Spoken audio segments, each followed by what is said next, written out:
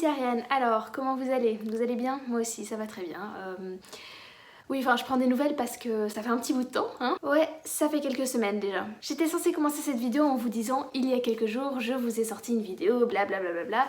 Et avec le temps, ce il y a quelques jours s'est tout doucement transformé en il y a quelques semaines, je vous ai sorti une vidéo dans laquelle je vous parlais des titres. En effet, il y a récemment, je vous ai effectivement fait une vidéo dans laquelle je vous parlais de ma grande théorie sur ce qui faisait un bon titre. Et cette vidéo-là était censée de base introduire cette vidéo aussi, qui arrive avec un peu de retard. Parce qu'aujourd'hui, on va parler des traductions de titres. J'ai toujours trouvé très intéressant de voir que dans le monde du livre, parfois, et même souvent, il y a beaucoup de titres qu'on ne traduit pas tels quels. Et du coup, ici, j'ai préparé une petite liste de tout plein de titres qu'on a traduits, et j'aimerais discuter avec vous de ce qui les rend meilleurs ou moins bien que le titre original. Et du coup, oui, j'ai un petit peu préparé mes petites notes. En même temps, j'ai eu le temps en quelques semaines. Mais oui, du coup, cette vidéo va être divisée en 1, 2, 3, 4 catégories. Let's begin. La première catégorie est celle de félicitations, le titre traduit est mieux que l'original. Et on commence direct avec le premier livre, attendez. On commence direct avec le premier livre, Le théorème des Catherine, de John Green. Alors pour qu'on puisse discuter de ce livre, je vais tout d'abord vous faire un bref résumé de ce dont il parle. Dans le théorème des Catherine, l'intrigue tourne autour de deux points majeurs. Premièrement, notre personnage principal, qui s'appelle Colin, a dans sa vie été 17 fois en couple, à chaque fois avec une jeune fille qui s'appelait Catherine, et à chaque fois ce fut un fiasco. Ah, les Catherine. Et la deuxième grande idée de cette histoire est le fait que notre personnage principal, encore une fois Colin, est en réalité un enfant surdoué et que toute sa vie il a toujours rêvé de devenir un génie en élaborant son propre théorème. Voilà, après le reste de l'intrigue c'est pas super important, enfin si, c'est important mais quand vous lirez le livre. Là maintenant dans notre discussion sur les titres, on s'en fout.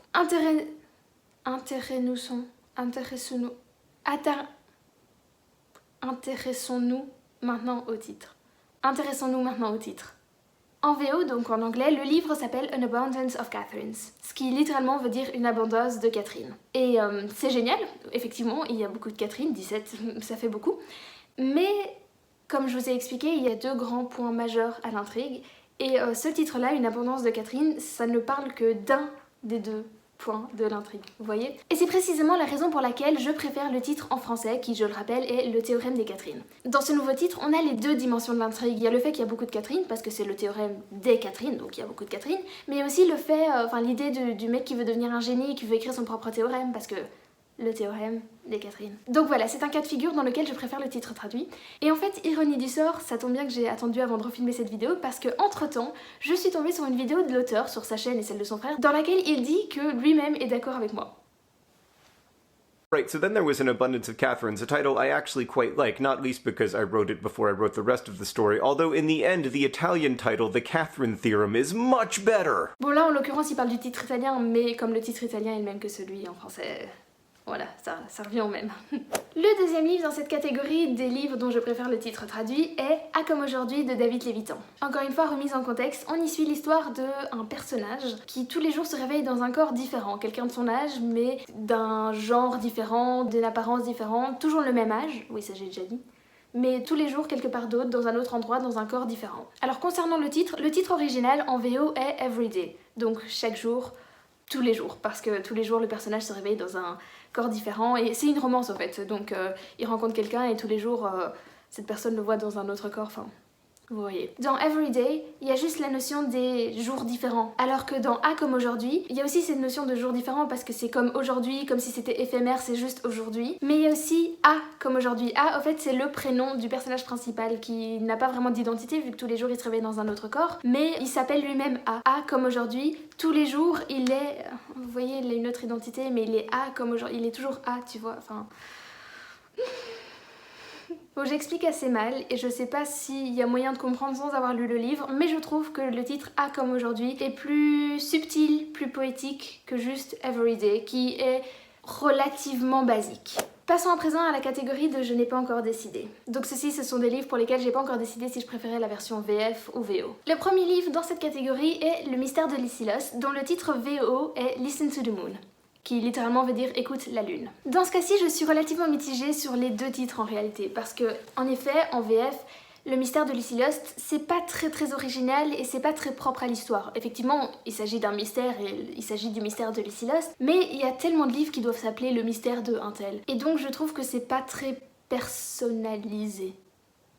Mais au moins ce titre-là donne une idée de à quoi s'attendre dans l'histoire. Et de l'autre côté, il y a le titre VO qui est Listen to the Moon. Alors celui-là, je comprends qu'il ne l'ait pas traduit tel quel parce que Écoute la lune, c'est plus aussi poétique. Mais au moins ce titre-là a une qualité que j'apprécie beaucoup, c'est celle de faire référence à un élément de l'histoire. Mais d'un autre côté, ce titre-là ne donne pas réellement un aperçu de ce qu'on va trouver dans le livre comme le fait le titre VF. Donc voilà, au final, les deux titres ont leur pour et leur contre, et on va pas leur en vouloir d'avoir fait ça comme ça parce que...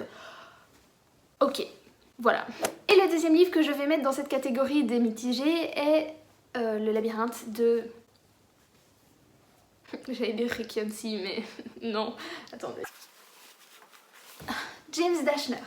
Le labyrinthe de James Dashner. Alors celui-ci va être relativement rapide à justifier. Le titre VO, The Maze Runner, qui veut dire le coureur de labyrinthe, et le titre VF, le labyrinthe. Alors, le titre VF, n'importe quelle histoire avec un labyrinthe, on aurait pu l'appeler le labyrinthe. Donc c'est pas très propre à cette histoire spécifique, même si le labyrinthe joue un énorme rôle dans l'histoire, mais vous voyez ce que je veux dire. Alors que lui, le titre en anglais, The Maze Runner, qui veut dire le coureur de labyrinthe, est beaucoup plus spécifique, parce que oui, il y a le labyrinthe, mais il y a aussi la dimension très importante du fait qu'il y a les gens qui courent dans le labyrinthe. Enfin, ça paraît bizarre dit comme ça, une histoire sur des gens qui courent dans un labyrinthe. Mais lisez le livre, vous comprendrez. Donc voilà, je préfère le titre VO, mais je vais pas leur en vouloir de pas l'avoir traduit, parce que le coureur de labyrinthe, traduit tel quel, c'est un peu... C'est pas très beau. C'est pas très... Ça sonne pas très bien. Il est 11h11. Passons maintenant à la troisième catégorie, le titre original était mieux que le titre traduit. Désolée. Premier livre dans cette catégorie, l'affaire Jennifer Jones de Anne Cassidy. D'ailleurs, j'ai essayé de recréer la couverture dans une vidéo que j'ai faite récemment. C'était marrant, allez voir. Alors l'affaire Jennifer Jones, c'est l'histoire d'un enfant qui commet un crime. Et c'est pas l'histoire du crime en tant que tel, mais plus comment l'enfant qui a fait une erreur dans sa jeunesse reconstruit sa vie après, plus ou moins que plus, enfin... C'est assez compliqué à expliquer sans trop vous en dire, sans vous gâcher la lecture si jamais vous avez envie de le lire et que vous ne l'avez pas encore lu. Logique. Mais dans ce cas-ci, je pense que je préfère de loin le titre original que le titre traduit. Mais quel est le titre original, me dites-vous? Le titre en anglais est Looking for JJ. JJ. Looking for JJ. Désolée. Looking for JJ qui signifie à la recherche de Gigi. J. Et la raison pour laquelle je préfère ce titre original est qu'il est plus original.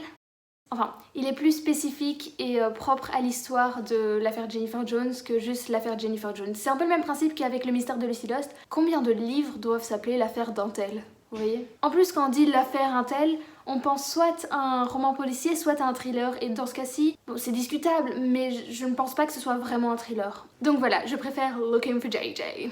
Le second livre dont je préfère le titre VO au titre VF est Accroche-toi Sam. Le titre original de ce livre-là, c'est Hanging On to Max, qui veut dire s'accrocher à Max, enfin en s'accrochant à Max. Alors première chose qu'on remarque, c'est pas le même prénom. Alors non, ils n'ont pas changé le prénom du personnage principal, c'est juste que ces deux titres font référence chacun à un personnage différent dans l'histoire. Et c'est là que réside toute la différence et la raison pour laquelle je préfère le titre VO au titre VF. Accroche-toi Sam, ça raconte l'histoire d'un adolescent de 17 ans qui est déjà papa, qui est père célibataire et qui s'occupe d'un petit garçon qui s'appelle Max. Et l'adolescent s'appelle Sam. Dans les deux cas, que ce soit Hanging On to Max ou Accroche-toi Sam, il est question de s'accrocher et de tenir bon parce que c'est une situation compliquée et que le personnage principal se retrouve face à l'adversité. Mais dans le titre VF, on dit accroche-toi Sam, donc le titre s'adresse au personnage principal Sam, comme si l'adolescent traversait une période difficile où on lui dit accroche-toi, mais du coup ça pourrait être n'importe quoi, alors que dans le titre VO, on dit Hanging On to Max, donc accroche-toi à Max. Donc alors que le titre VF s'adresse à Sam comme si c'était n'importe quel adolescent qui se retrouvait juste face à l'adversité,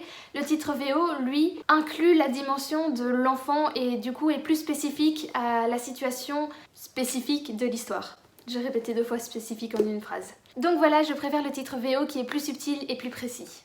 Passons maintenant à notre quatrième et dernière catégorie, c'est les Balek, on traduit pas.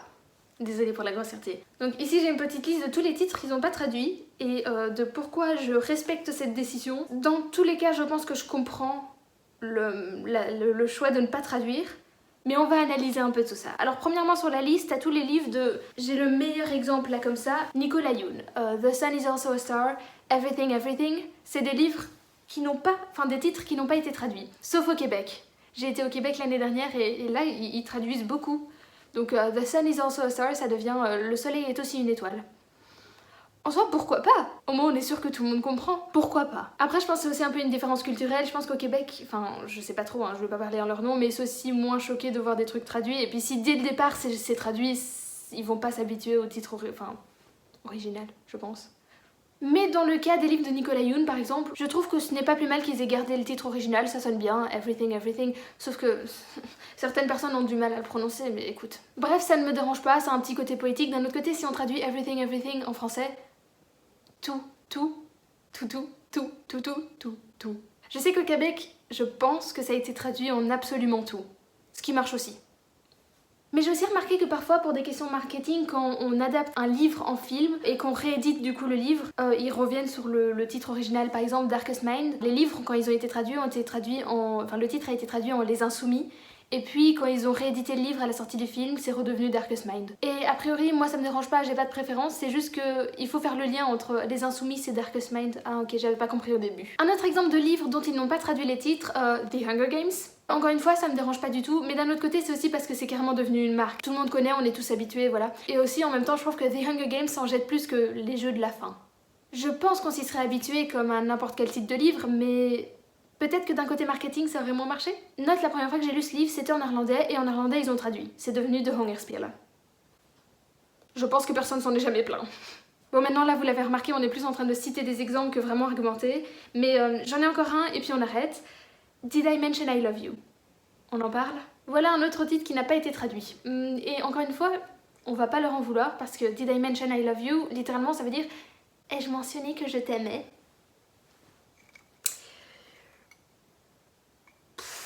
Ça aurait... Ouais, j'ai renversé mon chocolat chaud qui entre-temps était froid. Bon, où en étions-nous? Ah oui, Did I mention I love you? Donc comme je disais, je ne pense pas que la version traduite telle qu'elle aurait fonctionné. Mais d'un autre côté, je pense que dans ce cas-ci, le problème n'est pas vraiment dans le traduit ou pas traduit, il est plus dans le titre original de base. Parce que Did I mention I love you? Bon, c'est mignon et tout, mais d'un autre côté, c'est pas très recherché. C'est une question. C'est une question. Did I mention? Did you mention? Mais... Vous auriez pris n'importe quelle histoire d'amour, vous auriez mis ce titre-là et ça aurait fonctionné en soi. C'est pas très spécifique à l'histoire. Bon, en même temps, l'histoire est pas très originale non plus, mais... C'est pas moi qui l'ai dit. Enfin après on peut en discuter, hein. Si vous n'êtes pas d'accord avec moi, vous n'êtes pas d'accord avec moi, je suis totalement d'accord. Non, je suis pas totalement... Agree to disagree, right? Mais donc voilà, parfois c'est pas tellement un problème de traduction, c'est juste le titre de base qui n'est pas ouf. There you go. Merci à tous d'avoir regardé cette vidéo. J'ai survécu. Ouh là là, c'était long comme vidéo, non? Ok, vous voulez savoir ce que j'écoute en ce moment comme musique? Bridget Mendler. Oh, arrêtez, qui se souvient de cette musique? Ou peut-être que je suis la seule qui écoutait ça en 2012.